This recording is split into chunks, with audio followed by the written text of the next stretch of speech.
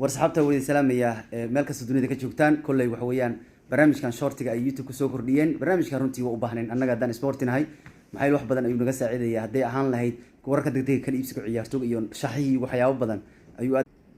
marka arintan waa arinan u baahanay marka qaar waxaad arkaysaa adigoo warkii duubay ayaa war degdeg ka soo baxaya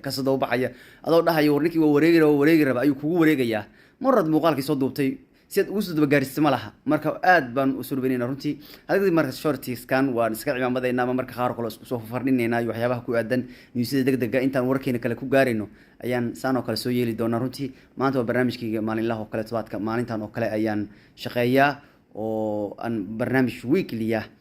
ka akhriya Stan Sports marka waxa weeyaan saaxiib yaal waan idin salaamaya Axmediinu garab kuma haysto waa ku shaqaleynayna halkan insha Allah jibaalkeeni inoo noqon doona oo marka qaar waxyaabaha muhiimka ah degdega aan ku keeni doono insha Allah